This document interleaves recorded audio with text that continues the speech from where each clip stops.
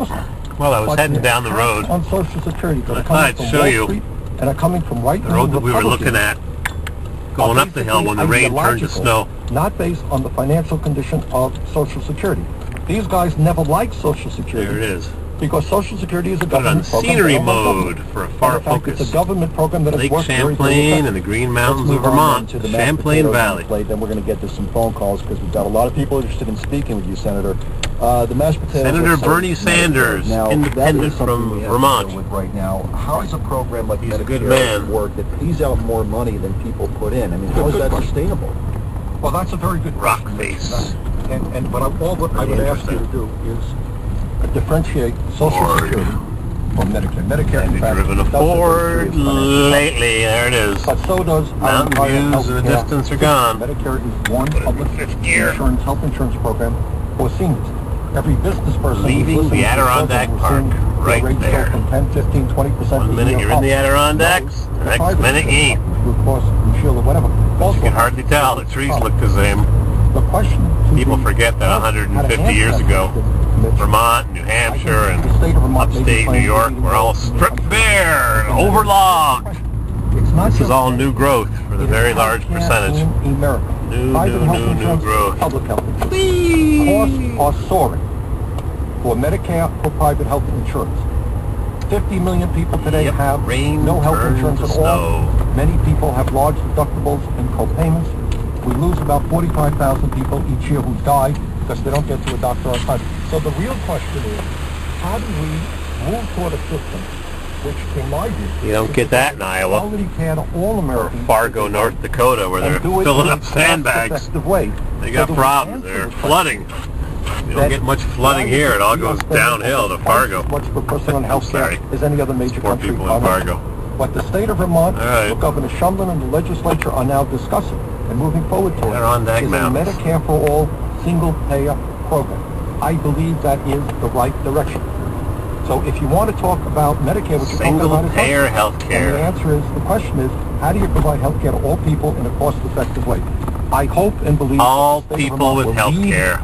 the nation All in a new people with direction which health care. says that we don't want to spend huge sums of money on Turn administrative down costs, right for a change. on billing, on profits for the insurance company.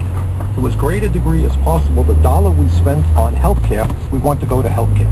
Yep, profits to insurance company, administrators to refuse your claim, raise your copay, lose your job, lose your health care. Hi, thanks for taking my call. I guess my feeling is right now what we need to do is just maybe pass another temporary kind of budget, if that's at all possible, and then really get the issues on Highway the table. closed to heavy vehicles. The real issues are not being talked Not a about. problem with me.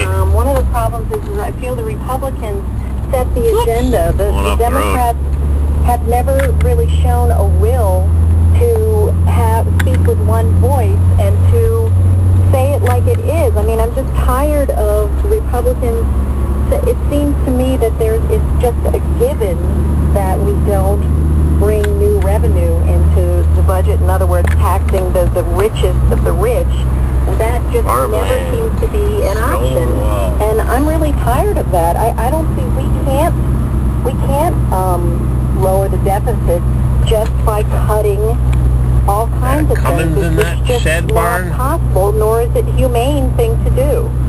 And I just feel like the real issues are not getting out on the table. And if corporations are already saying that America taxes too much on corporations, then lower the taxes for corporations, but at the same time get rid of those loopholes and those laws that enable them to stash all of their money over, in these tax havens. Sure. Sue, thank you for the call. Let's let the senator respond to that. Well, I agree with Sue. Mustang! Hit the nail on the head. What I will tell you, Sue, is, as an independent, I caucus with the Democrats. I was at a Democratic caucus meeting yesterday. I don't think I've ever been down this road. Democrats are beginning to stand like that. Exactly what Sue said. The Republicans have controlled it out. So the wealthiest people become wealthier. Corporations enjoying record-breaking profits. You have a company like General Electric made $26 billion of profits in the United States over the last 5 years, didn't pay a nickel in taxes, and received a $4 billion refund from the IRS. How do you not bring those issues onto the table before you talk about cutting back on Pell Grants for college? Nice road, but I got a few other things to do, and I'm going in the wrong direction. I think Sue is exactly right. And all that I can say, Sue, is that I think that... I'm going to turn around in a minute. You're seeing more and more members of the Democratic caucus begin to talk in that language. Senator Sanders, as you know... Ancient double wide or a single wide. Yeah, it's a half a double wide.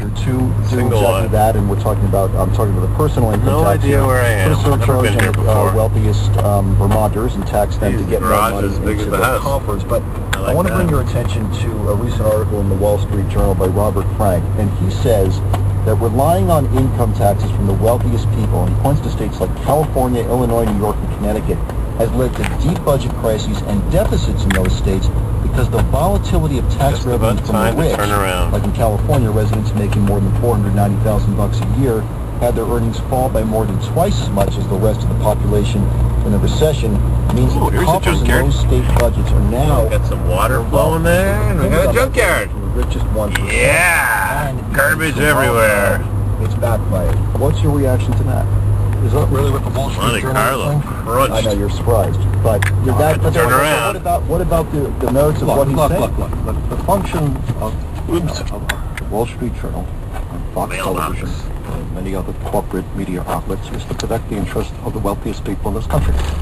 So I would tell you that in recent years, from the year 2005, 80% of all new income created in America went to the top 1%. 80% of all new income went to the top 1%. The top 400 families in America. That's not a lot of people. Arsonist guy. Does it in a fun way. 150 million Americans, half of American families. And that the gap between the very, very rich and everybody else is growing wider.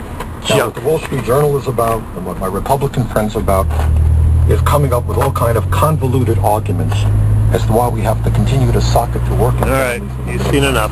Thanks for looking.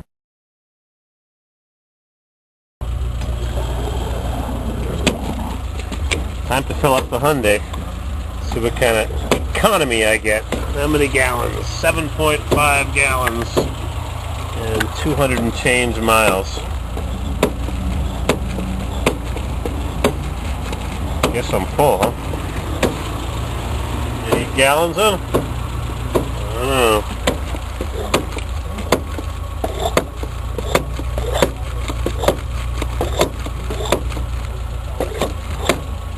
Yep, 8 gallons, $31.